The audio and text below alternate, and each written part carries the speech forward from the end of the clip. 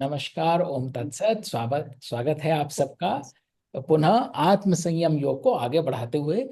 बहुत ही interesting positioning है इसकी आत्म संयम योग की, कि सारा बताने के बाद कि कर्म क्या होना चाहिए, कैसा होना चाहिए, और उस कर्म में फल के प्रति आसक्ति कैसे नहीं होनी चाहिए, उसके क्या परिणाम होते हैं, ये सब करके जो सबसे बड़ा मिलियन डॉलर क्वेश्चन होता है कि ये किया कैसे जाए, फल के प्रति आसक्ति कैसे ना लाई जाए, उसका आंसर ये आत्म संयम योग में है। इससे पहले हमने सीखा कैसे कर्म और अकर्म में फर्क, और अकर्म कैसे बन सकता है, वो 12 प्रकार के यज्ञ और वो सब भी एक तरह का ज्ञान ही है। बट उस ज्ञान को इम्प्लीमेंट कैसे करना है वो आत्म संयम योग कहता है, क्योंकि यहां से जब हम भक्ति योग में एंटर करेंगे तो भक्ति योग में हमारा आत्म संयम जो है बहुत काम आएगा।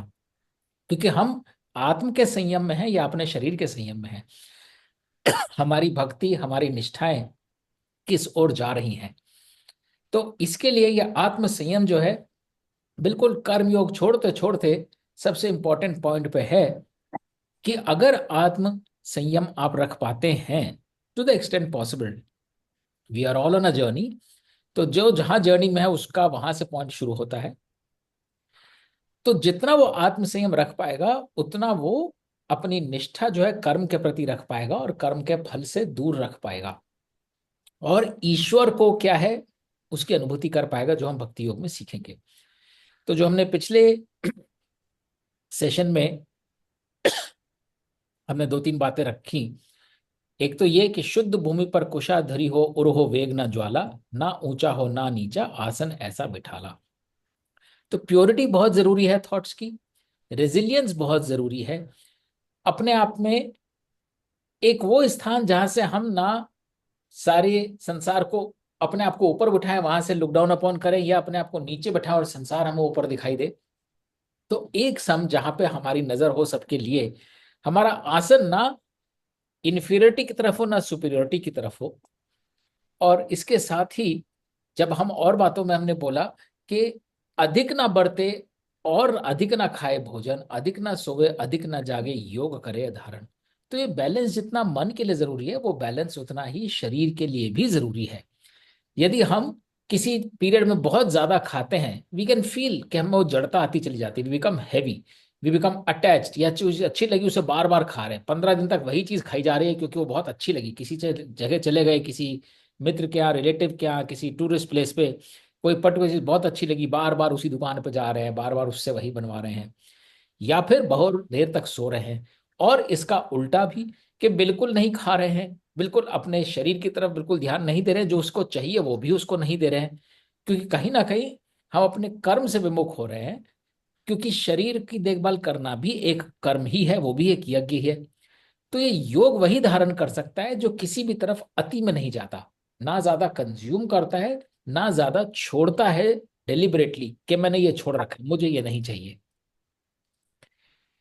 और इसीलिए जब आत्म संयम की बात आती है तो चित्त करे अर्पण कर्मों को, योग योग अभ्यास, निज को देखे निज को पावे, हो निज की ही आस। सो निज इज आत्म। जितना अपने आप को आत्म पे सेंटर करेंगे उतना ही हमारा आत्म निखरता जाएगा। तो आत्म संयम योग के लिए आत्म को समझना बहुत आवश्यक है। मैं हूं कौन, मेरा क्या वजूद है, what is it that I am suppose to be doing, what are my strengths, what is it I should be happy doing without even thinking that I have to do things। तो ये सब तभी possible है जब हम बाह्य मुखी होने के बजाय अंतर्मुखी हो। तो यहां तक हम पिछले सेशन में गए थे। अब आगे बढ़ते हुए, सुख जो मन के अंदर से फलता फूलता जाए, दुख कोई फिर जीवन का कैसे उसे सताए, लाभ प्राप्त कर अंतर मन, ना लाभ कोई ललचाए, कष्ट कोई ना ऐसा जो ये लाभ घटित कर जाए।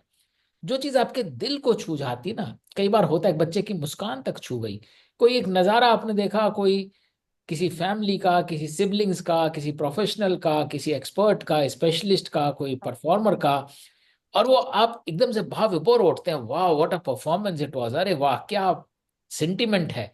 या किसी ने कोई गीत लिख दिया, शेर लिख दिया, क्या बात कही है।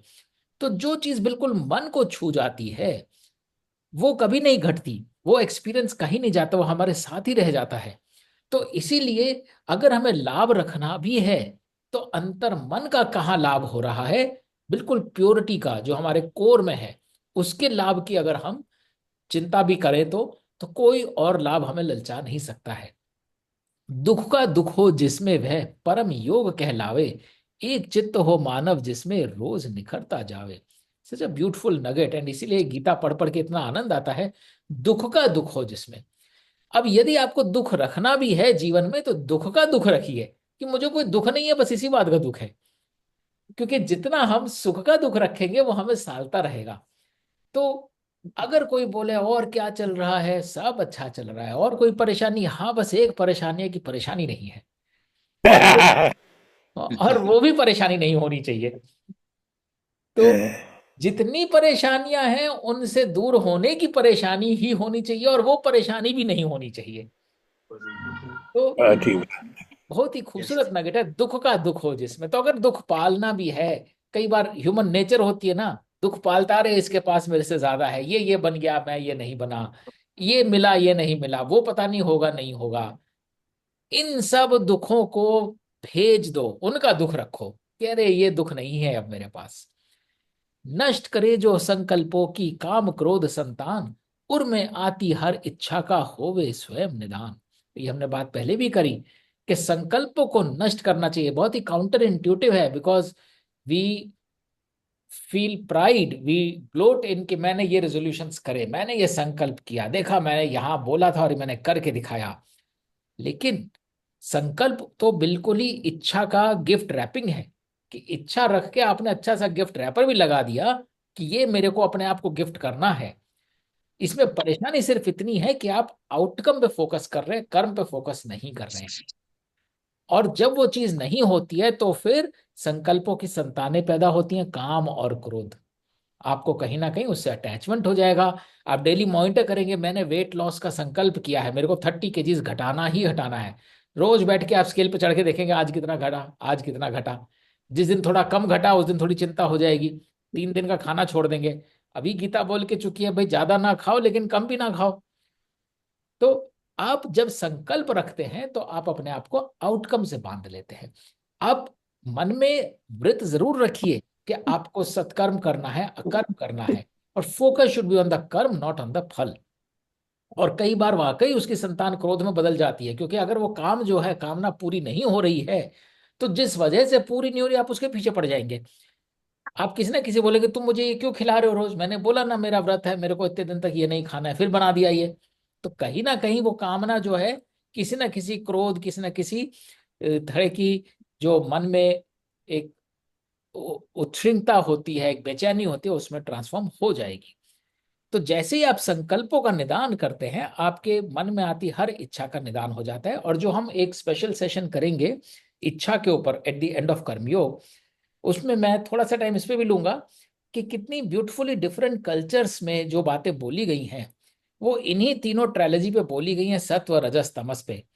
तो इच्छा का जो मूल है वो है ही एक डेफिशिएंसी की फीलिंग है, जो फिर पूरी करने के लिए आदमी रजस में चला जाता है और फिर तमस में चला जाता है।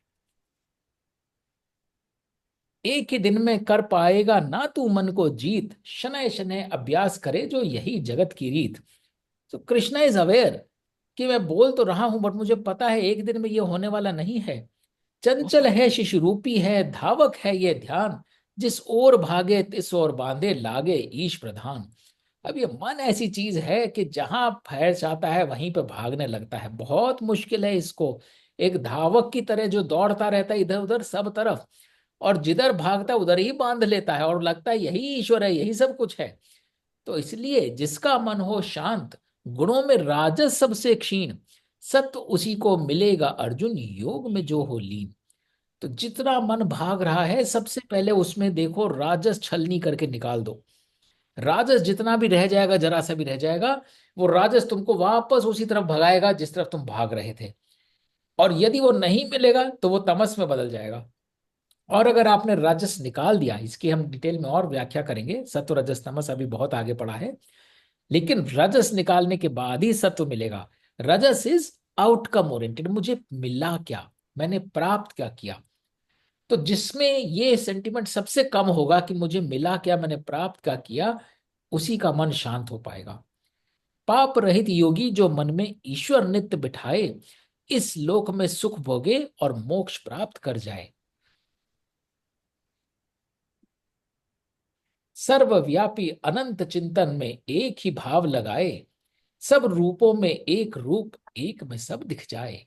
जो मुझ में ही सबको देखे, सब में देखे मुझको, वह सदैव ही साथ है मेरे, ना छोड़ सकूं मैं उसको। सच अ ब्यूटीफुल थिंग कि, और ये हम आगे इसको एम्पलीफाई करेंगे कि मुझको देखने का अर्थ क्या है और मुझ में सबको देखने का अर्थ क्या है। विभूति योग में बहुत डिटेल में इसमें जाएंगे। लेकिन जिसको भी ये लगता है कि नहीं मुझे को ईश्वर भी प्राप्त करना है, और उसमें भी आदमी रजस में बढ़ जाता है, मैं ईश्वर को प्राप्त करने के कितने करीब हूं, तो कृष्ण कह रहे हैं अगर तुम सब में मेरी छवि देखोगे और मुझ में सबकी छवि देखोगे, तो तुम मेरे साथ ही हो। तुम्हें मुझे प्राप्त करने की इच्छा भी नहीं रखनी है, मैं कैसे तुम्हें छोड़ सकता हूं, मैं तो तुम्हारे साथ ही हूं।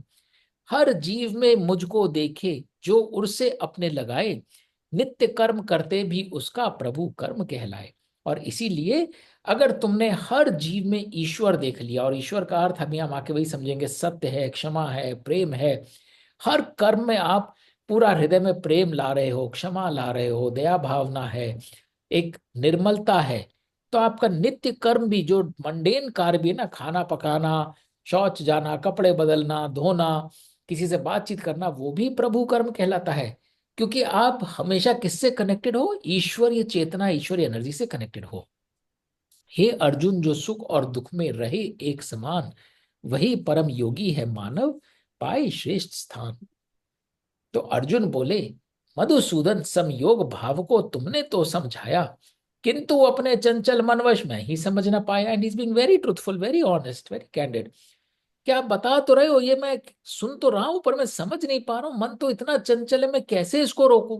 मन तो भागता ही है, अभी तो भाग रहा है कि इनके साथ लड़ाई मत लड़ा, आराम से घर जा, क्यों बेकार चक्कर में पड़ रहा है। चंचल है, उद्दंड है मन, होए बड़ा बलवान, बांधे ना बंध पाए, जी है वायु मुक्त समान।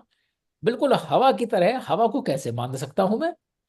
तो कृष्ण बोल रहे हैं, मन है चंचल शिशु के जैसा, ना बंधे किसी भी पाश, वश में कौनते कर सकते हो, मात्र योग अभ्यास। मन ना हो जो वश में तेरा, योग धरा बेकार, मन को वश में करने का ही धैर्य है उपचार।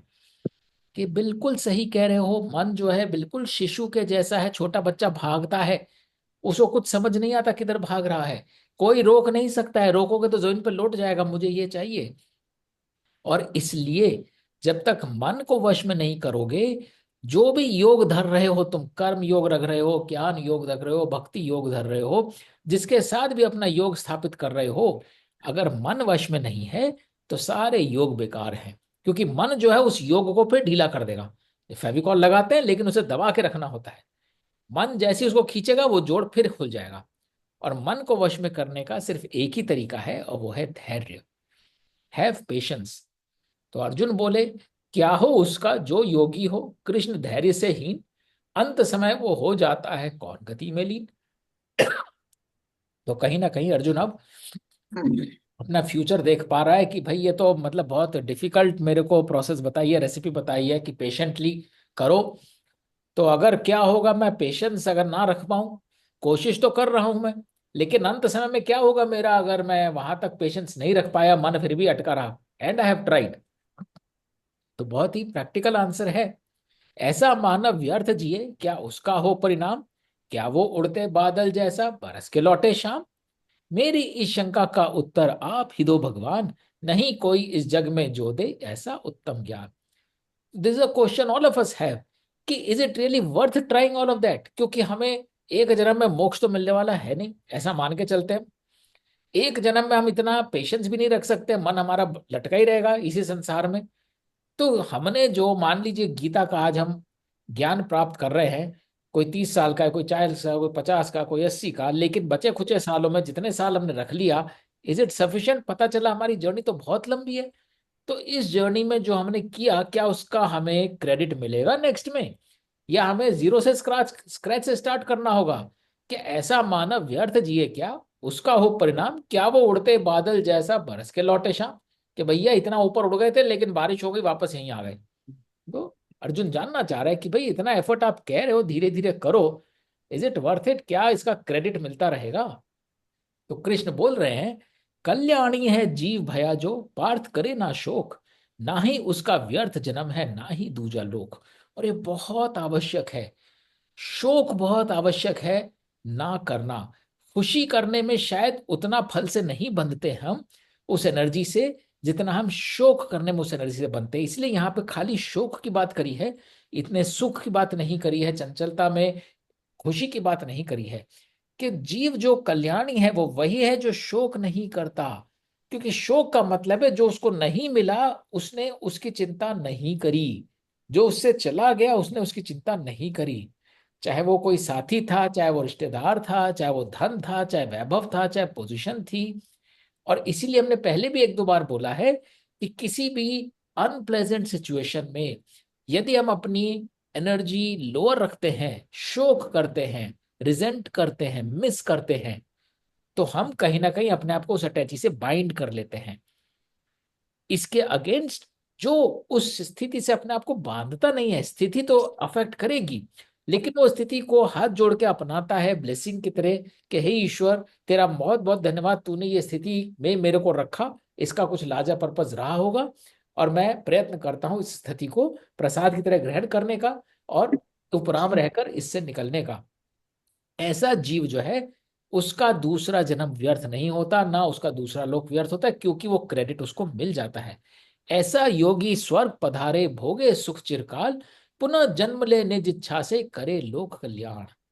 ये बहुत ही क्रक्स है इस चीज का कि मान लीजिए आप एफर्ट करते करते कहीं पहुंचे और आपकी ये जीवन यात्रा यहाँ समाप्त हो गई, बट आप एफर्ट कर रहे थे, तो वो एफर्ट आपको उस डायरेक्शन में ले जाएगी आगे।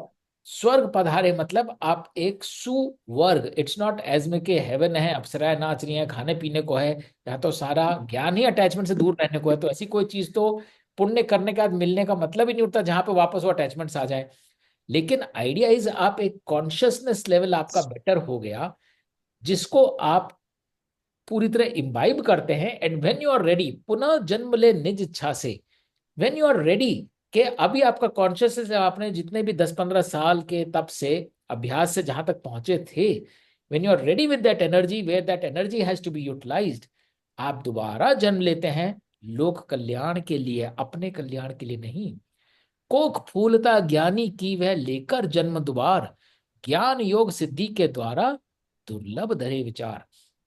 This is the answer to the question जो पांडे जी कई बार पहले पूछते थे। प्रमोद जी आज पता नहीं है कि नहीं है, अक्सर आ जाते हैं बीच में, पिछले सेशन में काफी रेगुलर थे। कई बार वो बोलते थे कि हमारे पास फ्री विल नहीं है। ये फ्री विल यहीं से आती है, आप जितना क्रेडिट लेके गए ना वो आपके साथ रहेगा in the next birth, that becomes your guiding beacon. जिसे बोलते हैं ना, कुछ लोग ब्लेस्ड होते हैं, हर कोई ब्लेस्ड नहीं होता। तो ब्लेस्ड आप तभी होते हो जब आपने वो कर्म किए होते हैं। तो इसलिए कर्म कहीं भी, a pure thought never goes waste. तो अर्जुन के प्रश्न में कि मैंने सारी जिंदगी मान लो धीरे धीरे अभ्यास किया योग स्थापित करने का, आत्म संयम रखने का, और मेरी जीवन यात्रा समाप्त हो गई, तो कृष्ण कह रहे हैं आप उस कॉन्शियसनेस के साथ रहते हो, और जब टाइम रेडी होता है उस कॉन्शियसनेस को यूज करने का, तो आप दोबारा इस श्लोक में आते हो। और क्योंकि आपके पास एक पॉजिटिव बैलेंस है, तो आप एक ज्ञानी के तरह कोख में फलते फूलते हो। You are already enlightened by your efforts. और ज्ञान योग सिद्धि के द्वारा दुर्लभ धरे विचार, you are different from anybody else who is born without that opening balance. तो जहां पे भी आपको लगे ना ये बच्चा विलक्षण है या दूसरों से अलग है, जिस भी मामले में, वो इसीलिए अलग है क्योंकि उसके संस्कार उसके साथ थे, उसने वो एफर्ट करी थी। तो इट्स नेवर टू लेट। यदि आप एक हफ्ता पहले भी आप कुछ शुरू करते हैं अपने इस जीवन यात्रा में, वो एक हफ्ते का एफर्ट भी आपके साथ रहेगा। पूर्व जन्म की सिद्धि कुरवर दे उत्तम स्थान, पुनः प्रयत्न करे वह योगी नियति के विधान। और इसीलिए उसकी जर्नी अगर समाप्त नहीं हुई थी वो वहीं से शुरू हो जाएगी और वो उसी डायरेक्शन में चलेगा। इट इज वेरी अनलाइकली कि वो जो क्रेडिट लीवर सोल थी वो अब नेगेटिव डायरेक्शन में चल पड़े। और इसके हमारे पास बहुत उदाहरण है, चाहे वो तुलसीदास हो, चाहे वो वाल्मीकि हो, चाहे अग्निमाल हो, चाहे किंग अशोका हो। कितने लोग थे जो बीच में कहीं ना कहीं उन्होंने अपनी राह बदली है। चाहे गौतम बुद्ध थे, चाहे आप राजमहल में पैदा हुए हो, लेकिन अगर आपकी नियति आपको बुला रही है तो आप नियति के विधान में अपना पुराना प्रयत्न वहीं से शुरू कर देंगे जहां वो छूट गया था, when the time is right. तो ये आपका एफर्ट कभी वेस्ट नहीं जाता है। योग भ्रष्ट होकर भी उसका पूर्व जन्म का लेखा, खिंच जाता है और हरि के भाग्य की ऐसी रेखा। जन्मों जन्मों योग करे जो और हरि को चाहे, जिसका मन हो उसके वश में मोह शीघ्र ही पावे। तो पहले जन्म में किसी एक में यदि उसका योग कंप्लीट नहीं भी हुआ था, भ्रष्ट इन द सेंस वो एक एब्रप्टली स्टॉप हो गया था, वो वहां तक नहीं पहुंचा, आपको अवेयरनेस है कि मेरे को ये सब छोड़ना है, छोड़ा नहीं जा रहा है, मन बहुत चंचल है, बट आपने एफर्ट किया। वो एफर्ट करना is the change of direction. वो कभी वेस्ट नहीं जाता है। वो आपको उस पॉजिटिविटी, उस ट्रुथ की तरफ खींचता ही खींचता है। और जो जन्म जन्म में योग करता चला जाता है, वह मोक्ष की तरफ, लिबरेशन की तरह अपने आप ही बढ़ जाता है। योगी बड़ा तपस्वियों से, ज्ञानियों से उत्तम योगी। योगी बड़ा कर्म धारकों से, तू भी बन एक योगी। और इसीलिए जो लोग तप करते हैं, जो ज्ञान धरते हैं, जो कर्म करते हैं, उन सब से बड़ा योगी होता है जिसने आत्म के साथ योग स्थापित कर लिया है। योगी में भी मुझको माने, चित्त से मेरा ध्यान धरे। परम प्रिय वह मानव, मुझको स्वयं अपना कल्याण करे। और यहां बात फिर रिपीट होती है, अपना कल्याण हम स्वयं कर रहे हैं। हम ईश्वर को, किसी तीसरी ताकत को, किसी अननोन को ब्लेम नहीं कर सकते हैं, ये तूने मेरे साथ क्या किया, ये क्या हो गया, ये किसने किया। जो मेरा ध्यान सारे टाइम रखता है, वो पावर उसमें पूरी तरह वेस्टेड रहती है अपना कल्याण करने की। जो मुझ में अपना ध्यान ही नहीं रख रहा, उसके पास वो पावर भी कहां से आएगी अपना कल्याण करने की। वो अपना हार्म ही करेगा, अपनी नोनी को ये निम्न ही करता चलेगा। पावर पूरी है, लेकिन वो पावर कल्याण नहीं करेगी। वो पावर फिर उसको सिर्फ नीचे ही ले जाएगी। तो ये आत्म संयम योग जो है यहाँ पे समाप्त होता है। इसका जो कोर नगेट्स हैं, कोर नगेट्स यही है कि मन चंचल है, वो सब एक्सेप्ट करते हैं, लेकिन उस चंचल मन के होते हुए भी आपको प्रयत्न करते रहना है। और प्रयत्न कैसे कर सकते हो? अभ्यास के द्वारा। और अभ्यास, जैसे हमने बोला, एक लॉग लिखे, एक ऐसी चीज लिख ले कौन सी चीज आपकी वीकनेस है, कौन सी चीज आपकी स्ट्रेंथ है। 12 प्रकार के यज्ञ बताए गए हैं, कर्म को अकर्म में कैसे बदलें, कौन सी चीज आपको खींच रही है, कौन सी चीज आपको बहुत ज्यादा प्रिय लगती है, उसमें क्या चीज प्रिय है, कुछ नहीं मिलेगा तो क्या चीज मिस हो जाएगी, उसके बारे में चिंतन करें। कोई चीज अगर नहीं मिली आपको, आपका मन परेशान है, तो उसके ना मिलने से क्या लूज हो रहा है, शरीर के लिए लूज हो रहा है कि आत्मा के लिए लूज हो रहा है, उसका चिंतन करें। तो जितना हम अपने आप के साथ, निज के साथ निजता बिठाएंगे, आत्म की तरफ अपना चिंतन करेंगे, उतना हम आत्मसार हो सकते हैं, उतना हम अपनी हाँ संयम को पा सकते हैं। हाँ।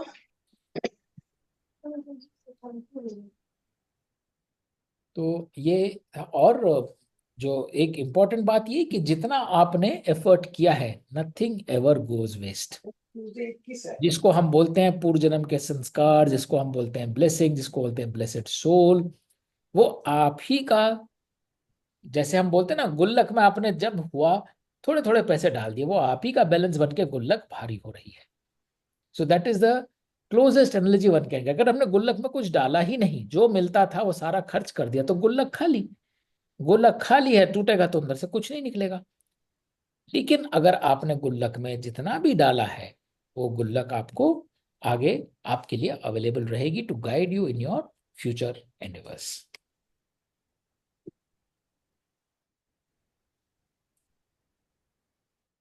Here we can take a pause. यहाँ पे कर्म योग समाप्त हुआ है। हम अगला सेशन जो है अगले हफ्ते, वो will do a quick recap of all the major nuggets, and we will start on some conversation for इच्छा also, कि इच्छा को समझना और उसको नियंत्रित करना आवश्यक क्यों है। पर आज जो बाकी टाइम है उसमें हम जो आज के नगेट्स हैं, आत्म संयम योग है, उससे पहले था कर्म संन्यास योग, कर्म योग, सांख्य योग। अगर इनमें कोई डाउट्स हैं या इसमें कोई एम्प्लीफिकेशन चाहिए या कोई एग्जांपल्स आप शेयर कर सकते हैं अपने अपने, so we can talk about that. जो एसेंस है इस मामले का जी।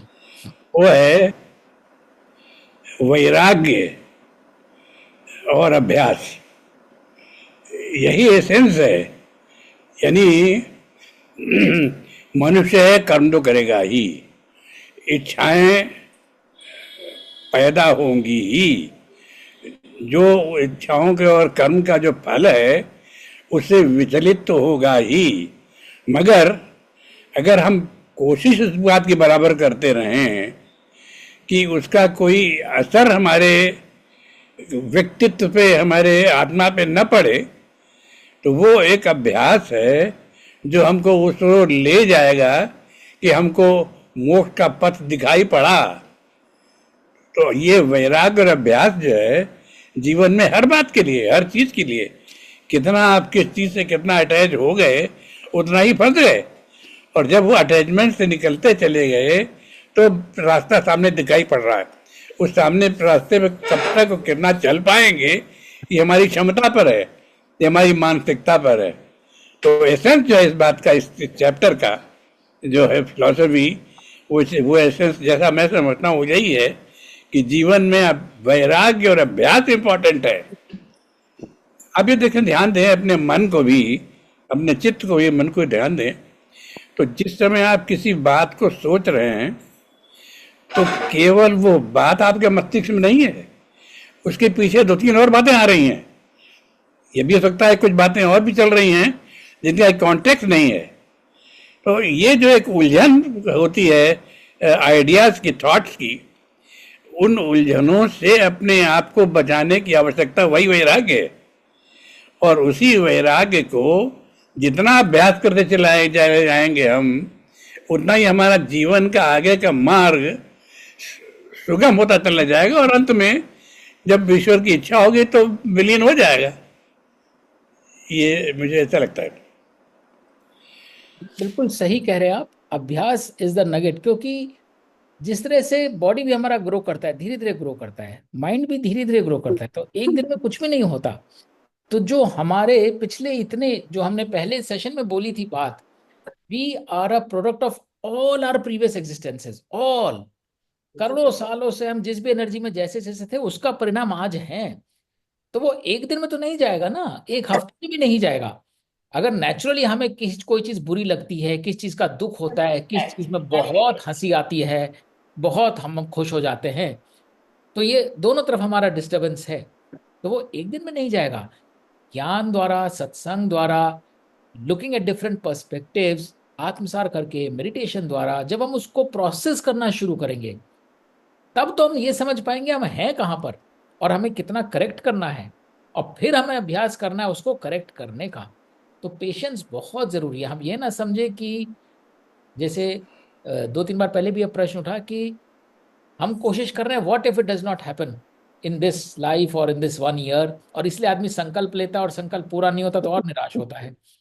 तो धैर्य बहुत आवश्यक है। हमारा ध्यान रिजल्ट पे होना ही नहीं चाहिए, हमारा ध्यान जर्नी पे होना चाहिए। अच्छी बात है, बहुत छोटा है लेकिन बहुत अच्छी बात है। यस आदेश जी। मैं एक बात पूछना चाहती हूँ कि सत्संग की बात आपने अभी कही, तो क्या गीता स्वयं तो हमारा आत्म, तो हम जितना उसको उत्कृष्ट कर सकें, उसमें जितना हम परिष्कृत उसको कर सकें वो तो करें ही, लेकिन क्या ये भी सिखाती है कि अपने साथ औरों को भी हम इस ओर ले जाएं? औरों को ले जाए तो पता नहीं, लेकिन और जो हमारे इर्द गिर्द हैं आप या जो काम आगे कर जाके। रहे हैं, सॉरी सॉरी, जी। आप जो काम कर रहे हैं, हम्म। आप ये डिस्कोर्स दे रहे हैं, ये तो वही काम है। हम लोगों को उस राह पर चलने के लिए आप ये थोड़ा प्रेरित भी कर रहे हैं और उस पे चलने के तरीके भी समझा रहे हैं, तो ये तो वही काम है ना। तो हाँ। मैं कहती हूँ कि जैसे हमारे यहाँ ये कहा जाता है कि आत्म पर ही बल है, अपने आप को परिष्कृत करो, अपने आत्म को आप आगे की ओर बढ़ाओ, लेकिन क्या ये गीता ये भी सिखाती है कि हम अपने साथ औरों को भी उस राह पर ले चलें? और मैं वही आंसर करने की कोशिश कर रहा था जितना मैंने समझा है, जी। क्योंकि गीता कहीं पे भी आपको कुछ करने के लिए प्रिस्क्रिप्टिव है ही नहीं कि ये करो। वो सिर्फ इतना बताती है कि ये करोगे तो इस गति को प्राप्त होगे। जो सही। आपकी डिफरेंट जो स्टेट्स हैं, जो हमने बहुत पहले भी एक चीज करी थी कि ये आप चॉइसेस करते हो, this choice will land you in this spot. ठीक है, वो ज्ञान देती है। अब कर चॉइस आपका है कि वो जानते बूझते ना जानते बूझते आप वो चॉइस ले रहे हो कि नहीं ले रहे हो। तो इसके अलावा और एक बात है कि आपकी परिस्थितियां होंगी आपके चारों तरफ, जिसके हिसाब से आप वो डिसीजन ले सकते हैं कि नहीं ले सकते हैं। बिल्कुल बिल्कुल सही कह रहे हैं। वो प्लेस इन एटमॉस्फेयर। वो परिस्थितियां ही आपका प्रारब्ध बन के आपके सामने आती हैं। तो जितना आपने सत्कर्म किया है वैसा होपफुली सत्कर्म रूपी प्रारब्ध आपके इर्द गिर्द होगा। तो आपको ऐसी शक्तियां मिलेंगी जो आपको सहयोग देंगी। और जितना आपका विकर्म रहा होगा, आपका प्रारब्ध ऐसी स्थितियों में बनेगा जो शायद आपको टेस्ट करेंगी, आपकी क्षीण करेंगी आप आत्मबल। पर उसमें भी आपके अभ्यास और रेजिलियंस से डिपेंड करता है आप कितना वहां से निकल पाते हो। तो गीता ये तो नहीं कहती कि ये करो या दूसरों को भी ले चलो उस तरफ। गीता ये कहती है अपना कर्म करो त्याग भावना के साथ। तो यदि बस। आप जैसे मेरा उदाहरण आप दे रहे हो, तो मैं सिर्फ अपना कर्म ये हाँ। कर रहा हूं जो मैं त्याग भावना के साथ कि भाई ये मैं कर सकता हूं, मैं कर रहा हूं। तो उसमें यदि किसी और को कुछ ज्ञान मिल रहा है वो उसका पर्सपेक्टिव है। मैं सिर्फ अपना कर्म कर रहा हूं क्योंकि मैं नदी की भांति सिर्फ बह सकता हूं। उसमें किसी की प्यास बुझती है वो उसका पर्सपेक्टिव है, कोई उसमें बह जाता है वो उसका पर्सपेक्टिव है। मैं तो नदी की तरह बह रहा हूं। तो मैं इसलिए ये भी पूछ रही हूँ कि बाकी जो धर्म हैं, जी चाहे वो इस्लाम हो चाहे वो क्रिश्चियनिटी हो, वो दूसरों को उस तरफ ले जाने का प्रयास करते हैं, उस धर्म की ओर ले जाने का प्रयास करते हैं। हमारे यहाँ, हमारे जो सनातन धर्म है उसमें ऐसा कुछ बहुत वर्णित नहीं है, कहीं कहीं मिलता है।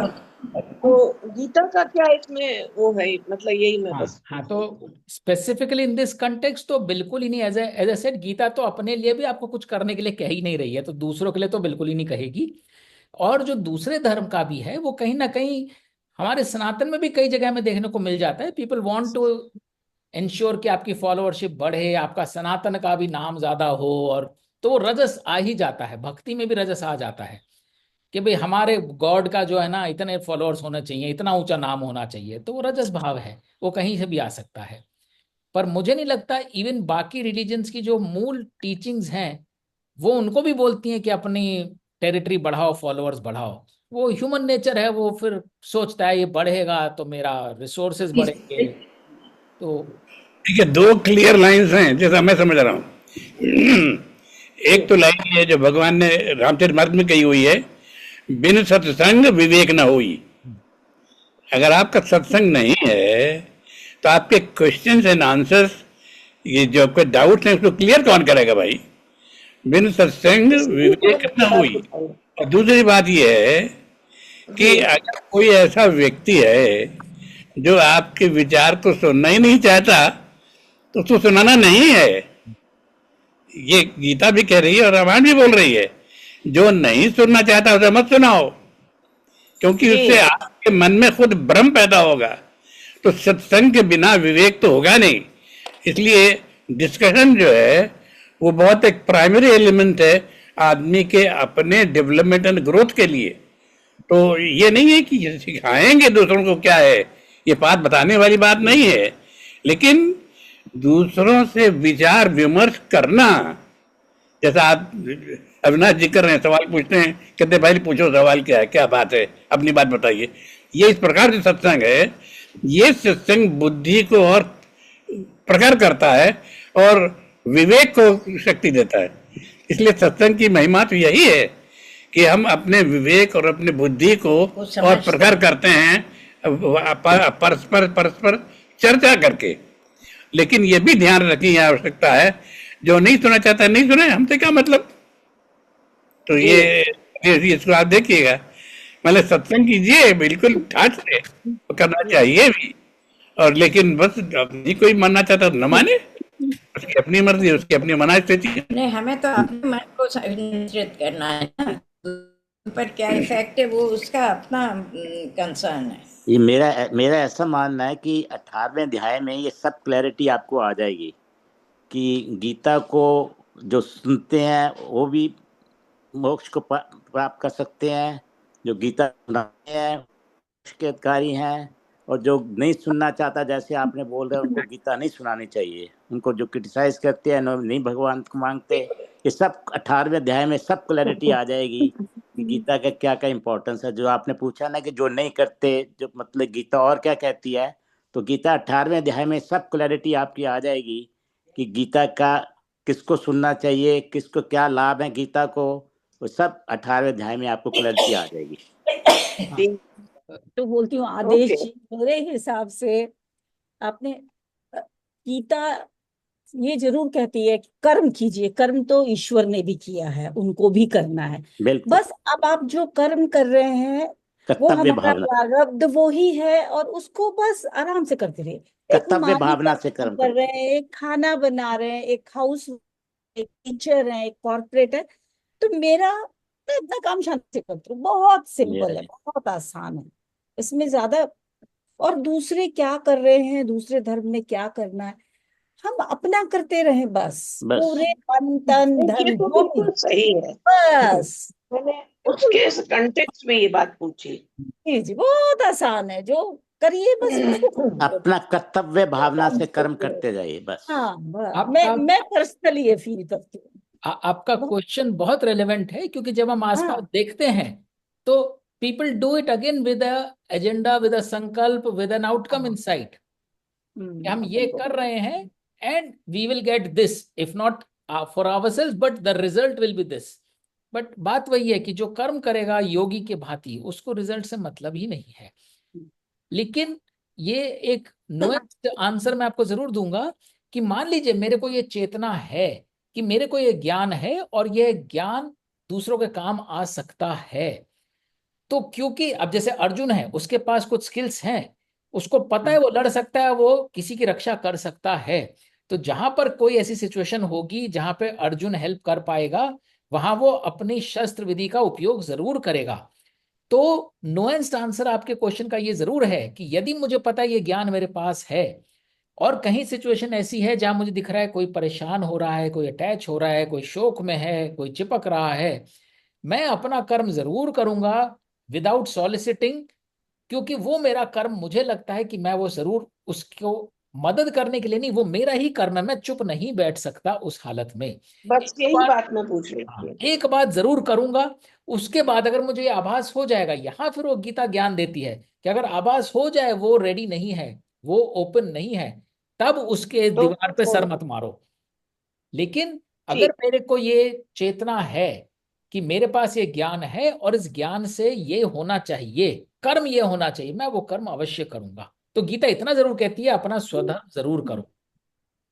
एक चीज अविनाश जी, आई वांट टू से, अगर आप समझ पाए कि आपका जो ये कर्म है, वो जो आपने शुरू में बताया कि कर्म करने से वृष्टि होती है, वृष्टि से अन्न पैदा होता है, अन्न से सारी चीजें शुरू होती, क्या ये आपका कर्म कुछ उसी तरह का लगता है मुझे, जैसे I don't know.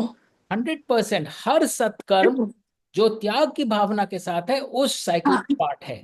Every work, right. जैसे संध्या जी कह रही थी, आप होम मेकर हैं, आप टीचर हैं, आप लैब में असिस्टेंट हैं, you are part of that cycle.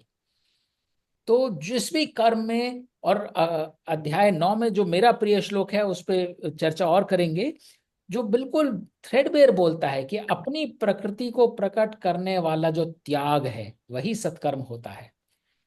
अगर मैं कंसल्टेंट हूं, ये मेरी प्रकृति है, I can not deny that. सोते सोते भी ज्ञान बांटना शुरू कर देता हूं, जागे हुए की तो बात ही अलग है। तो अब अगर ये मेरे में एक है, एक प्रकृति है, मैंने कॉम्प्लेक्स चीज को देखता हूं, देख के, और बहुत सारे लोग, मैं ये नहीं कह रहा मैं यूनिक हूं, बहुत सारे लोग होंगे जिनके पास सिमिलर एबिलिटी होगी, तो अब वो मेरी प्रकृति है।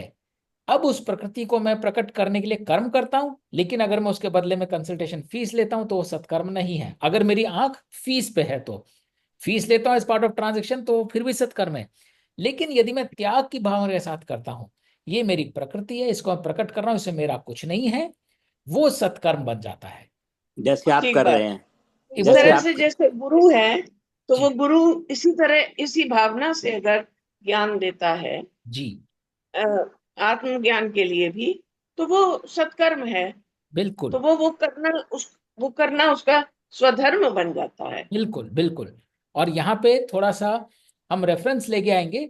We have been so corrupted by western practices. हमारे यहाँ तो गुरु जो है शिक्षा देता ही मुफ्त में था, उसके बाद में गुरु दक्षिणा ली जाती थी।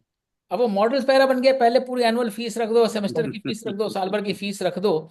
तो these are again things that we need to be aware of, कि ठीक है वी आर बाउंड हाँ, बाय सर्टेन इंस्टीट्यूशनल प्रैक्टिसेस तो कर रहे हैं, लेकिन अपनी पर्सनल कैपेसिटी में कभी भी किसी से, चाहे हम डॉक्टर हों चाहे इंजीनियर, किसी से एडवांस फीस ना मांगे। ये हम गीता का काम इतना अरे कर सकते हैं।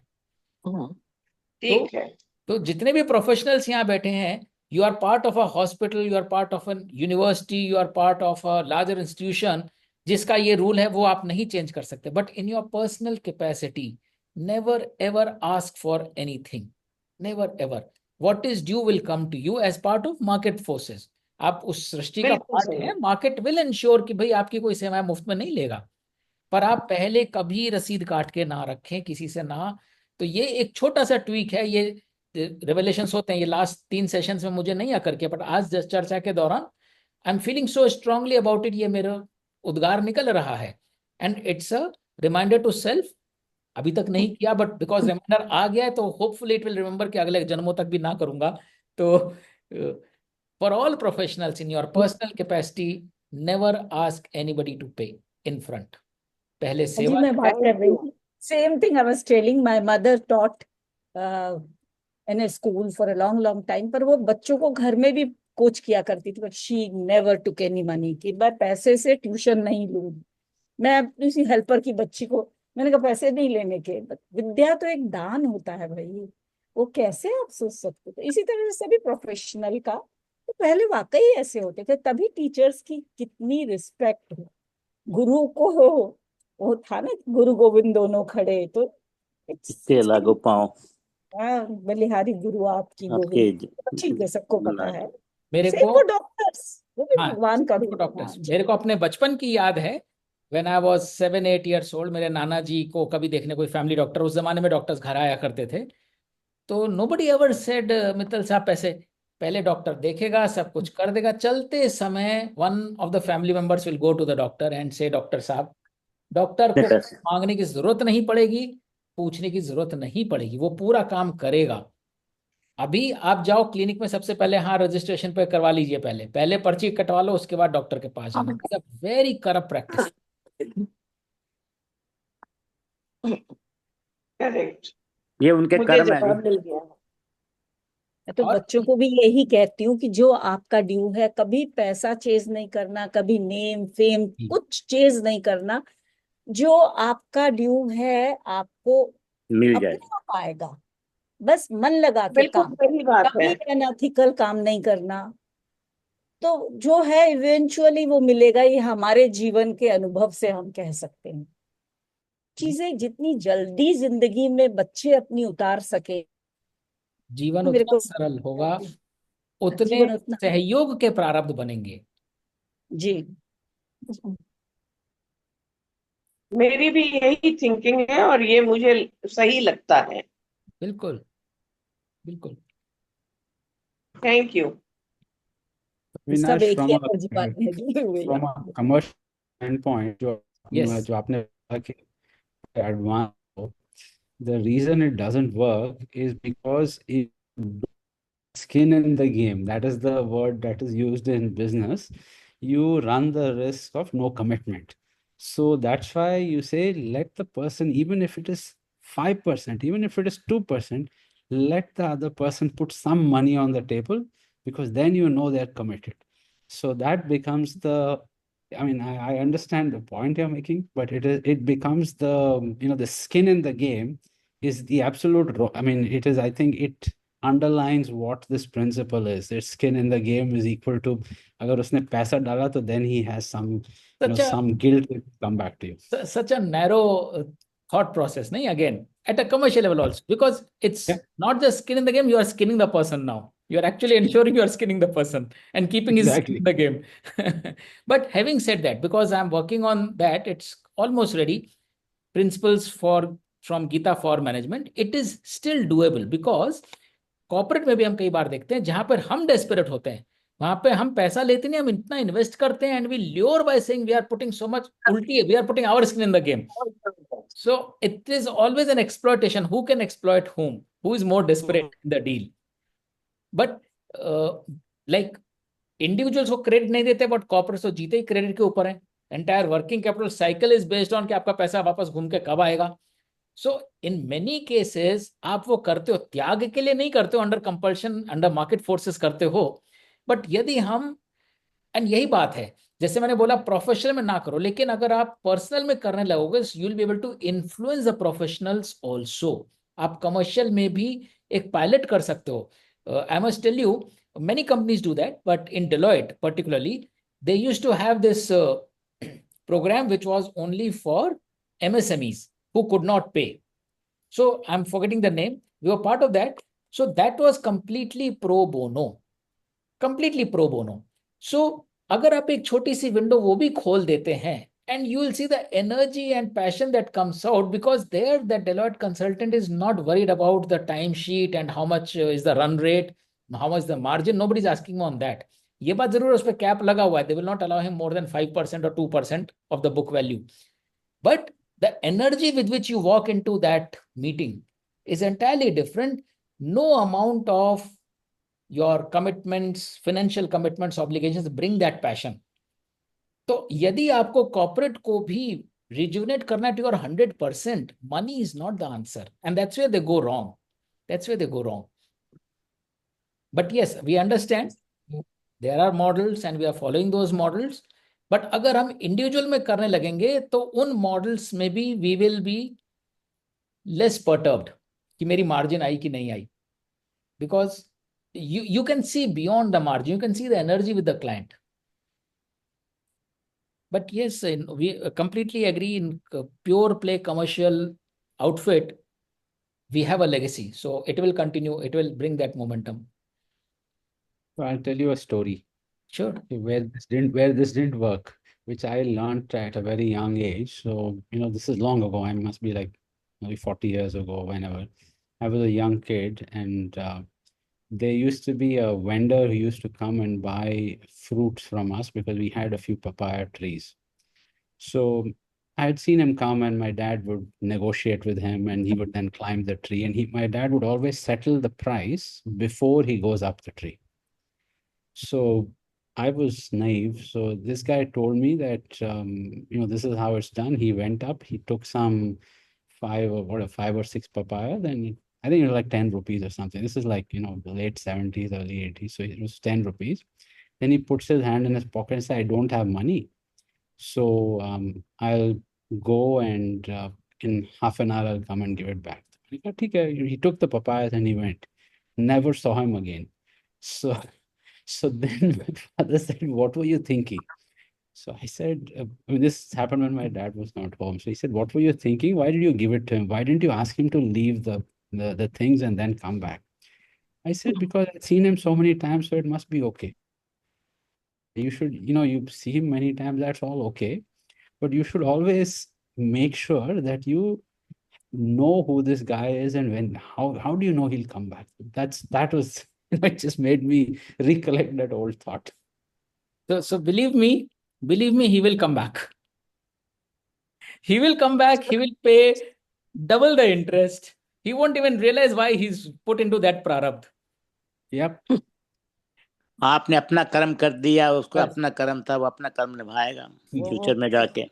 I have no regrets, but I'm glad my dad was not cross at me, but he was asking me, what were you thinking? So that's all, not why did you do it? Yes, absolutely. We do take some shortcuts. We do think, yeah, we have made a fast one. But believe me, matlab, it boomerangs. It comes back harder than what we can ever anticipate. And then when it comes, then we cannot understand ये क्यों हुआ, कैसे हुआ. But that is the whole the whys and hows of karma. Yeah. Like Amit ji is saying, my son comes one day home and says that somebody met him on the way and his bike was like, there was no petrol and he asked for the help. My son tells me that he's going to give $500 back. I said, doesn't matter, beta. He will not come back. I know that. It's okay. You have now learned a lesson. He gave me his number. I said, it's okay. You did your best. Now forget that. So is it? I said, yeah, it is. But you don't stop helping people. Only thing is get to know this is it. I mean, there are ways to pay and all that. It's okay. It's okay.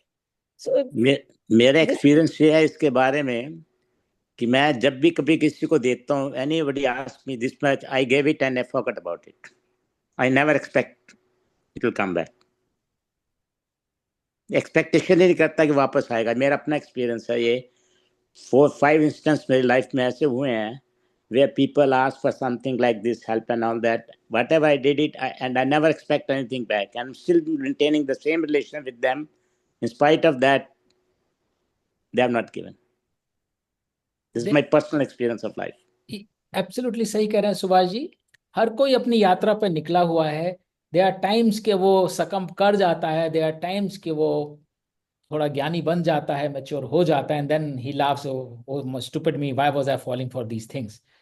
And there is a time for everything. नहीं, मेरा होता कि शायद होता है पुराने जन्म का, मैंने उनको कुछ देना होगा, दे दिया इस जन्म में, खत्म हो गया, उधार तक क्या.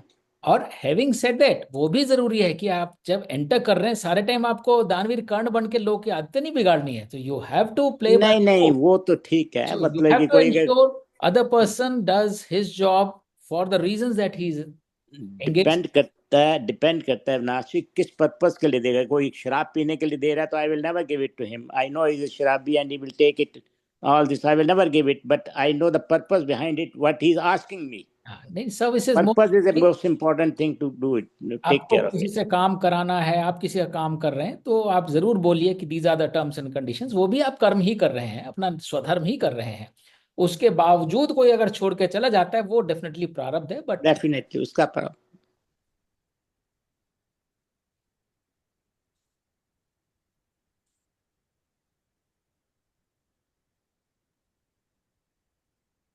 Any other thoughts? We have a couple of more minutes. We can spend some time, maybe 5 more minutes.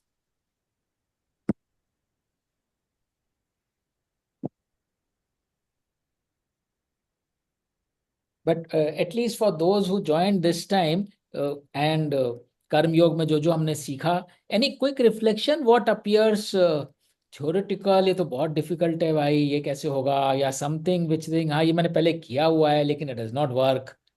Any thoughts on any of the high level nuggets that we just touched upon as part of Karma Yoga? So I think Avinash, this concept, letting go of sankalp, I think is difficult because कर्म करने में अगर आपको संकल्प ना हो तो मतलब वो ड्राइवर कहाँ है फिर. So that I think theoretically I can understand, but practically I don't think I'll be able to do much unless I've resolved to do it. वो चक्कर ओनली सिर्फ ये कि फिर वो एक ड्राइवर है, फिर गाड़ी में 3-3 ड्राइवर भी बिठा लेते हैं लोग कई बार. तो ड्राइवर में प्रॉब्लम यही है माधुरी के फिर आप ड्राइवर से ड्रिवन हो जाते हो. तो जो आपको कर्म भी करना है वो ड्राइवर की वजह से नहीं करना कि दिस इज द ड्राइवर. वो कर्म इसलिए करना है, that is the right thing to do. लेकिन जो अविनाश मतलब जो जोश है या the sort of driving for excellence, doing the best you can do, उसमें मुझे लगता है संकल्प से काफी हेल्प होता है. I mean so that may be I still don't understand fully. एक सिंपल एग्जांपल देता हूं. जैसे बच्चे पढ़ते हैं, ठीक है, अगर आपने एक गोल रख दिया कि 80% लाना है, 90% लाना है, संकल्प हो गया. संकल्प से it helps, they can measure कि हाँ मेरी पढ़ाई कैसी चल रही है, टेस्ट में कितने आ रहे हैं, तो ओवरऑल 70 आएगा कि 80 आएगा कि 90 आएगा. इतना पुश कर देंगे तो हाँ 90 आ जाएगा. ठीक है. तो जिसको हम हेल्प समझ रहे हैं वो भी एक्चुअली अनहेल्प ही हो रही है, क्योंकि हम उस ड्राइवर से बंध रहे हैं. हम नेचुरली इनेटली अपना बेस्ट नहीं कर रहे हैं, हम इस उम्मीद में कर रहे हैं कि ये बार क्रॉस हो जाएगी। अब जो आपको सत्कर्म करना है वो बार है या नहीं है, इट्स लाइक आपकी गाड़ी में 50 तरह के सेंसर्स लगे होंगे, आप सेंसर्स को मेजर करके ड्राइविंग कर रहे हो तो वो that's not your best driving. वो एक एडेड और मॉनिटर ड्राइविंग जरूर हो सकती है कि हाँ आपका पार्किंग एंगल बिल्कुल ठीक था, डिस्टेंस इतना था, स्पीड इतनी थी, मेजरमेंट्स करके आप बेस्ट करें हैं, but that is still measured, that is still, जिसको हम बोलते हैं, मैं अपने बेटे को कई बार बोलता था जब वो छोटा सा था और अभी भी बोलता हूँ जब वो थोड़ा बहुत विचलित होता है, कि बेटा तू अपना ध्यान सूरज पे क्यों डाल रहा है, जयद्रथ पे डालना। क्योंकि बचपन में कहानी सुनाई थी, ये रहा सूरज ये रहा जयद्रथ, मार इसको। तो वो सनसेट को देख के परेशान हो रहा है, तो अभी भी वो कई बार जैसे विचलित हो जाता है तो आई अगेन से सोहम तो फिर सूरज को देखने लगा, जयद्रथ सामने है, जयद्रथ को देखना। तो the problem with driver is आप सूरज को ड्राइवर बना लेते हो because that is your metric. जब तक सूरज है तब तक मेरी प्रतिज्ञा है, सूरज गया प्रतिज्ञा गई, प्रतिज्ञा गई मैं गया लड़ाई हार गई, you go all that distance, जबकि जयद्रथ आपके सामने खड़ा है। तो जो संकल्प होते हैं ना, जिसको हम सोच रहे हैं आपकी हेल्प कर रहा है, वो आपको एक तरह का, अगर मैं बहुत ही एक्सट्रीम एग्जांपल दूं, अफीम चटा रहा है, it gives you a high, it gives you a push, लेकिन वो आपकी इन्नेट एबिलिटी और रेजिलियंस नहीं है। जैसे ही आप वो हटा दोगे अफीम, आपका नेचुरल लेवल फिर थोड़ा गिर जाएगा। कितनी बार अफीम चटाओगे, कितनी बार ड्राइवर ढूंढोगे, कहाँ कहाँ से किस किस, और ड्राइवर के साथ प्रॉब्लम यह है आप ड्राइवर को इम्यून हो जाते हो, अगली बार सेम ड्राइवर काम नहीं करेगा, you will have to get a more stringent driver, more stringent bar for if it is marks, if it is whatever that driver was. तो ड्राइवर सिर्फ एक होना चाहिए, अगर ड्राइवर है भी, कि मैंने अपना बेस्ट किया है, जिसको हम ओम तत्सत में जाके बात करेंगे। The only driver has to be आत्मा, ड्राइवर बाहर से आ ही नहीं सकता, अंतर्मुखी होना है हमको, बाह्यमुखी नहीं होना है। इट्स ऑल अबाउट आत्म आत्म आत्म। ये अगले सेशन में I will take an analogy, आत्म जितना निखरेगा वो आपको बहुत ब्यूटीफुली उसमें नजर आ जाएगा, उसकी पावर अपने आप 3000 किलोमीटर तक की रहेगी। अभी क्या है, आत्म अच्छा नहीं है और हम एक्सटर्नल स्टिमुलस ढूंढ रहे हैं वो 3000 किलोमीटर की मिसाइल छोड़ने के लिए। सो ये चैलेंज है संकल्प में, और या कंडीशनिंग भी कह सकते हैं, क्योंकि we are born up that way, कि अब ये माइलस्टोन है, अब ये माइलस्टोन है, अब इसके बाद ये आना है, अब इसके बाद वो आना है। तो हम कर्म इसलिए नहीं कर रहे कि वो हमारा कर्म है, हम कर्म कर रहे हैं उसको पाने के लिए, जो अगला माइलस्टोन है। वो फैलेसी है, वो सत्य नहीं है, क्योंकि कभी वो चीज नहीं मिले और अगर आप उसी की तरफ चल रहे हो, वही आपको आता ही वही है, ड्राइवर के साथ ही चलना आता है, और कभी ड्राइवर नहीं मिला, रियल वर्ल्ड है, ड्राइवर बीमार पड़ सकता है आपका, ड्राइवर गिर सकता है, whatever that metaphorical driver is, तो you will be lost and you will not know how to do your even basic karma, you will be dejected। whereas अगर वो ड्राइवर के भरोसे आप चले ही नहीं, आपका आत्मा आपके साथ है, आप जहां जाओगे आपका प्रारब्ध आपको ले जाएगा, जैसे बोला सहयोग के प्रारब्ध बनेंगे। तो ये इस पे रिफ्लेक्ट करिएगा कि संकल्प कितना आपको इनहेरेंटली कितना स्ट्रांग और केपेबल बना रहे हैं, वर्सेस कितना वो एक टेम्पररी आर्टिफिशियल सपोर्ट दे रहे हैं। या ठीक है, मेक ये सेंस। संकल्प और ये क्या नाम है, इसमें जो कमिटमेंट होती है, तो क्या डिफरेंस है? संकल्प का पर्पस ही देखना चाहिए कि संकल्प हम किस चीज का ले रहे हैं। लेट्स से कि मैंने एक संकल्प लिया है कि मैं ये चीज नहीं खाऊंगा, मीट नहीं खाऊंगा, तो how you consider this one? हाँ, तो संकल्प अगर आपने लिया ना, मैं मीट नहीं खाऊंगा, वो एक आउटकम हो गया, you are not contextualizing it. There can be a situation जब वो आपका स्वधर्म बनता हो, लेकिन अगर आप संकल्प से बंध गए, आप बोलोगे मैंने तो संकल्प ले रखा है, ये तो किसी हालत में नहीं हो सकता, तो वहां नहीं, पे मैं तो नहीं खाऊंगा, अब संकल्प है मेरा, या आप उसको कह लो स्वधर्म है मेरा, हाँ, दोनों चीज में क्या डिफरेंस है? हाँ, ये अध्याय 17 में जाके जो वो सर्वधर्म परित्यज्यते वाला श्लोक है, वो सीधे यहाँ आ जाता है कि हमारी निष्ठाएं, हमारे धर्म किसी भी फिजिकल चीज से बंधी होनी ही नहीं चाहिए। आपका धर्म ये नहीं कि आप मीट नहीं खाओगे, वो आपने हार्ड कोडेड कर लिया है। आपका धर्म ये है कि आप कोई भी चीज वो नहीं करोगे जिसमें कोई तामसिक एनर्जी हो। अब मैं एग्जाम्पल देता हूं, मान लीजिए आप किसी एबोरिजिनल के घर गए, जो आपका बहुत अच्छा प्रिय फ्रेंड है, उसके घर में वही बनता है, वो पूरी श्रद्धा से वही खिला रहा है, उस समय अगर आप बोलोगे मैं तो मीट नहीं खाता, तो बोलेगा भाई मैं तो तेरे को मित्र के नाते मैं तो यही दे सकता हूँ, अपना सर्वस्व दे रहा हूँ, मेरे यहाँ तो यही होता है।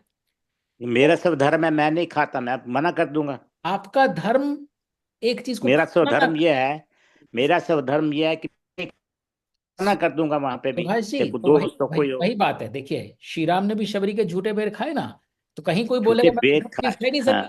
नहीं नहीं, कोई बोलेगा मैं झूठा खाना नहीं खा सकता। आप बांध लेते ना अपने को किसी परिधि से। तो हमारा धर्म हार्ड कोडेड नहीं होना चाहिए, सत्य की तरफ धर्म होना चाहिए, फिजिकलिटी की तरफ नहीं होना चाहिए। Meat is just a physical manifestation. 99% वो सही होगी भावना, बट 1% भावना पे जाइए, चीज पे मत जाइए। ये नहीं, मेरा खैर मैं नहीं, मैं मेरा ऐसा मानना नहीं है कि मैं कहता हूँ मेरा स्वधर्म है कि मैं नहीं खाऊंगा। तो क्योंकि मेरा ये संकल्प भी हो गया, संकल्प और स्वधर्म एक मेरे हिसाब से मैं नहीं खाऊंगा, चाहे मेरे को कोई मेरा बच्चा भी कहे, कोई भी कहे, कितने भी कष्ट में डाले, मैं नहीं खाऊंगा। आप मैं एक छोटी सी आपको एग्जांपल देता हूँ कि मैं पता नहीं शायद पहले बताया कि मेरे मदर थे जो हमारे को सुनाते होते थे पहले, कि मेरी सिस्टर थी जो मैं मतलब कि पाकिस्तान में जब थे वो, तो वहां पे वो बहुत बीमार हो गई।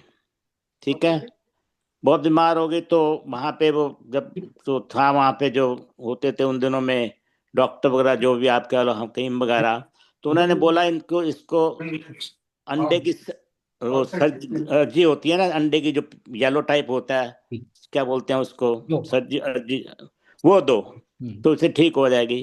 तो मेरे माता जी ने बोला मरती मरते मेरी बेटी मर जाए मैं उसको वो, बिकॉज हमारे शुरू से हमारे में सिकता जय श्री कृष्ण, जय कृष्ण है, तो वो नहीं दी। तो she died at at of eight something 78। तो ये स्वधर्म भी कह लो उनका, तो आप ये संकल्प भी कह लो इनका। सुभाष जी अगेन देखिए, जो ज्ञान है उसके मर्म को पहचानिए। ज्ञान ये नहीं कह रहा कि आप मीट खाइए या अपने बचाने के लिए खा लीजिए, वो स्वधर्म ठीक है, अपने को बचाने के नहीं तो मत खाइए। बात ये हो रही है, संकल्प इज ऑलवेज आउटकम ड्रिवन, कि मैं इस आउटकम, ऐसी सिचुएशन में ये कर्म नहीं करूंगा जिसका ये आउटकम हो। बात सिर्फ इतनी हो रही है, आपका अधिकार सिर्फ कर्म करने पे, फल पे नहीं है। तो यदि आपने कुछ कर्म किया है और उसके फल में यदि आपके सामने आहार में मीट आता है, आप उस कर्म के फल से नहीं बांध सकते कि मेरा संकल्प टूट जाएगा। खाली आप कितने बड़े हैं, आपका संकल्प कितना बड़ा हो सकता है, विधि के विधान से बड़ा नहीं हो सकता आपका संकल्प। आपका यदि संकल्प है तो स्वधर्म करने का संकल्प हो सकता है हमेशा। हाँ, तो ठीक है, धर्म कर्म। हाँ।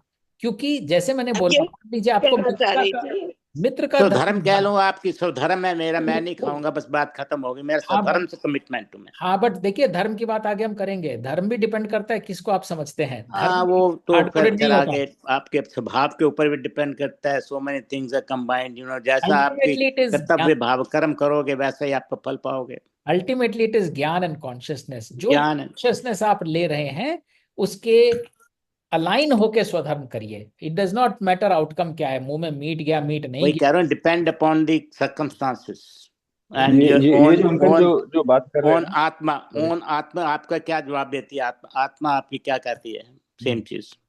सॉरी। अविनाश, मैं ये एक बारी कहना मेरे चाह रही पास हूँ। एक सॉरी सेकंड, ये Ankit wants to say something and then will come sorry back. Sorry एक ओके। बार ना I had a Muslim patient, उस टाइम पे रोजे चल रहे थे, he had very high fever. उसको वो आया, मैंने बोला टैबलेट ले ले, नहीं सर टैबलेट नहीं लूंगा रोजा टूट जाएगा। मैं बोला इंजेक्शन लगवा ले, सर इंजेक्शन भी नहीं लूंगा रोजा टूट जाएगा। मैं बोला बता मैं क्या करूँ अभी, कह रहा सर मेरा रिलीजन है, मैं कुछ नहीं कर सकता, आप जो करना है कर लो। ठीक है, I mean I was in a fix, because इसके बाद 2-3 बार फिर वो ऐसा ही मुस्लिम पेशेंट आया इन दिनों में, और मैं कुछ नहीं कर सकता। उसके next year I met a Muslim learned man, very learned man, scientist थे वो इसरो में। उनसे मैंने पूछा सर ये इस क्या करना चाहिए, मैं कुछ नहीं करता, कहीं मुझे ही पाप लग जाए इस चक्कर में कि यार उसका मैंने रोजा तोड़वा दिया करके। तो वो बोले ये लोग समझते नहीं है रिलीजन को, जो कम पढ़े लिखे होते हैं। अगर आप उसको दवाई दे रहे हैं और वो उसकी हेल्थ के लिए अच्छा है, तो इसमें उसका कोई कोई पाप नहीं होगा, कोई रोजा नहीं टूटेगा। इनफैक्ट नंबर भी दिया अपना, ये कोई पेशेंट है तो उसको बेच से बात करा देना। So again the same concept कि इसमें आपकी जिम्मेदारी उसकी हेल्थ का, उसके शरीर का ध्यान रखना है। चाहे उसका कुछ भी प्रण हो कि मैं रोजा नहीं तोड़ूंगा, मैं मुंह में कुछ नहीं डालूंगा, मैं इंजेक्शन नहीं लगवाऊंगा, but even if you to give it, you give it, it is for his good, and इसमें गलत नहीं है। बिल्कुल सही कह रहे हो। दो चीजें हैं, खाली तुम्हारा नहीं, उसका भी कर्तव्य बनता है अपने शरीर की रक्षा करना। एग्जैक्टली, शरीर एक यंत्र है, उसका उसका शरीर उसका एग्जैक्टली। यंत्र है, उसकी रक्षा करना उसका सबसे बड़ा उत्तरदायित्व है। देखो जहां पे लोग मांस वगैरह खाने की बात करें, किसी और व्रत की बात करें, बात वहां इसकी आती है कि वो आप कंजम्पशन की भावना से कर रहे हो, त्याग की भावना से कर रहे हो। जो कर्म कांड वाला रिलीजन है वो तो बहुत खतरनाक है, कि रोजा टूट जाएगा, मैं बीफ इसलिए नहीं खाऊंगा, आप चिकन मटन सब खा लोगे, बीफ नहीं खाओगे। I find that logic very exactly shallow. Exactly. या ठीक है, तो ये लोगों ने अपने अपने बना रखे हैं। ठीक है, each two is own, and इसी को ज्ञान की नौका के द्वारा आगे बढ़ना बोलते हैं। आप ज्ञान लोगे तो बहुत सारे आपके ये डिसॉल्व हो जाएंगे।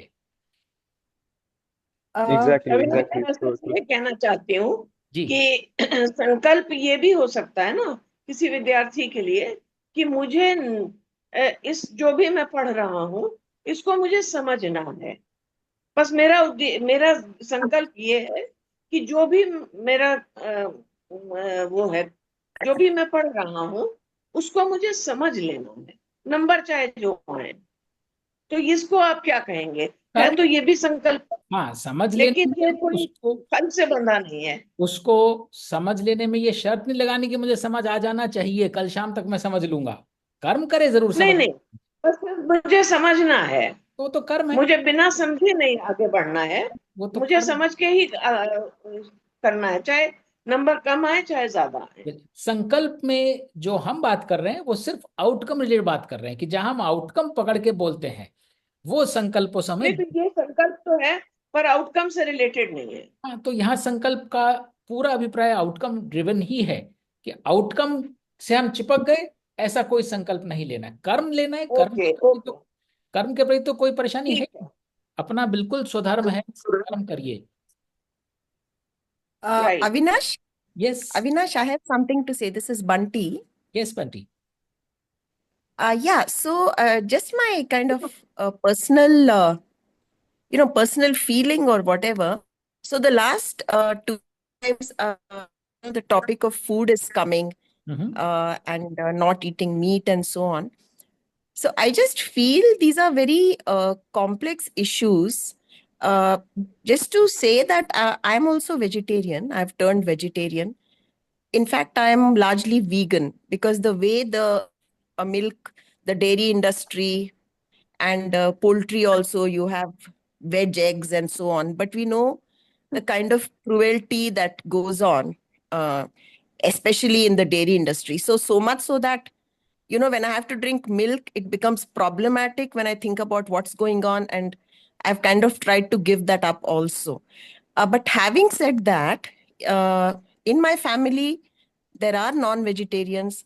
And this is something I feel these are not very simple black and white things.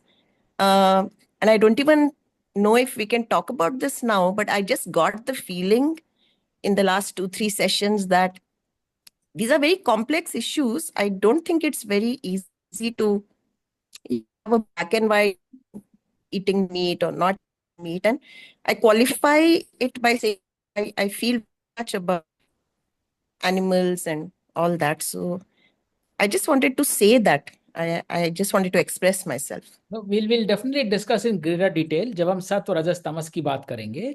So these are not purely binary prescriptions that we are saying coming out of Gita, ये करो ये मत करो. जैसे गीता तो कहती नहीं ये करो या ये मत करो, गीता सिर्फ ये बोलती है ये choices will land you in this state, these choices will land you in that state. It is just showing you the guiding beacon. जो हम बात करते हैं, and we'll elaborate later, is primarily कोई भी एनर्जी आप ऐसी इनवाइट करते हैं जिसमें रजस और तमस रहा हो, तो वो आपकी कॉन्शियसनेस को नीचे ले जाती है. So that definitely is the underlying message. Now, it is not just restricted to meat, it is restricted to your thoughts, it's restricted to your language, it is restricted to everything that you consume, the company, the relationships. So we will talk in greater detail when we talk about Sattva, Rajas, Tamas.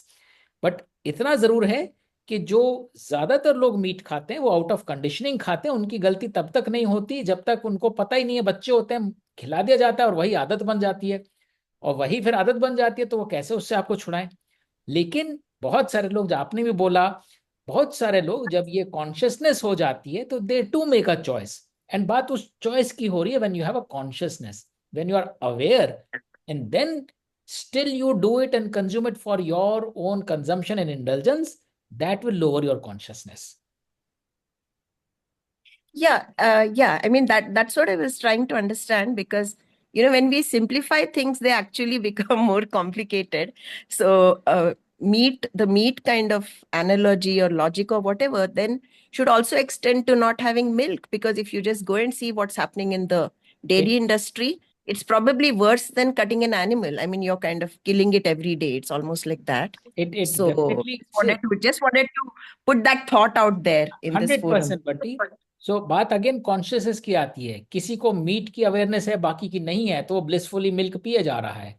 जब उसे milk की भी awareness हो जाए, उसके बाद भी वो पिए, तो वो अपनी कंडीशनिंग की वजह से पिए जा रहा है, जैसे कि मीट खाने वाला मीट खाया जा रहा था। तो it's all about awareness, consciousness and then making a choice. When you are aware and then still you make a choice, you are bound to be living the consequences. Yeah. चलिए, बहुत बहुत धन्यवाद। अगले हफ्ते मिलेंगे। अगले हफ्ते हम लोग थोड़ा सा कर्मयोग को रिकैप करेंगे। So anybody who has not been attending is more than welcome to attend the next session, a gist of कर्मयोग, की नगेट्स। एंड एक बहुत ही इंटरेस्टिंग एनालॉजी लेकर आऊंगा मैं, विच विल होपफुली एड्रेस इच्छा। काफी कॉन्वर्सेशंस हुए, इच्छा के बिना जिंदगी कैसे हो सकती है। इच्छा तो होती है, इच्छा तो होनी चाहिए। So we'll take it for there, and then Sunday after next, we'll start on Bhakti Yoga, which is going to be equally amazing. Thank you so much. Om Tat Sat. Thank you. Okay, Jai Shri Krishna to everybody. Jai Shri Krishna to everybody. Thank you, Jai.